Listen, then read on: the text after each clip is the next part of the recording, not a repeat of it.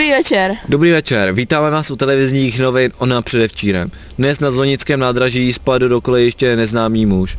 Jedoucí vlak bohužel nedobrzdil. Muž nehodu nepřežil a na místě už máme reportérku Terezu Novákovou. Dobrý podvečer, nacházíme se na místě neštěstí, kde nám poskytne rozhovor ředitel Českých dráh. Dobrý podvečer. Tento muž byl známý alkoholik a taky se nedivím, že ho vlak rozjel. Děkuju. Mezi Zlonicemi a Dřínovem se nachází pozemek, na němž se vytváří nelegální skládka odpadu. Na místě už je Tomáš Smetana. Dobrý den, nacházíme se na jednom ze soukromém pozemku mezi Dřínovem a Zlonicemi, kde se vytváří nezákonná skládka. Chtěli jsme se zeptat majitele, proč tomu tak je, ale bohužel je k nedostižení. A nyní si vychutnejte tyto záběry. Nedělní odpoledne stane se pro mnohé chvílí nudy. Někdo to pomyšlení nesnese a tak jde válet sudy.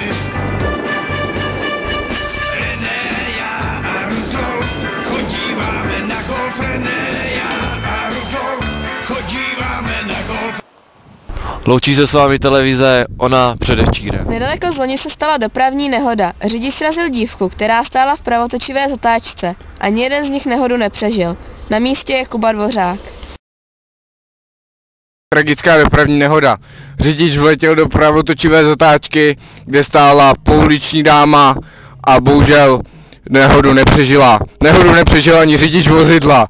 A máme tady rozhovor s ředitelem policie České republiky za Středočeský kraj. Dobrý den, já si myslím, že tohle byla známá prostitutka, kterou jsem znal osobně. Byla v nesprávném čas na nesprávném místě, takže to vlastně byla její chyba. Nashledanou, těšilo mě. Děkujeme za rozhovor našemu řediteli a loučí se s vámi televize Ona předevčírem. Ani ke sportu. Za Zlonicemi se konaly nelegální závody různých těles. A my jsme byli. Dobrý den, právě se nacházíme ve Zlonicích, kde probíhá závod různých těles. Právě přijíždí první závodník a v závěsu jede druhý. Ano, první vítězí. Loučíme se s vámi, televize Ona předevčírem. A dnes na naší televizi můžete sledovat další pořady. Například Ona Liga výjimečných, Ridikt a Hustl.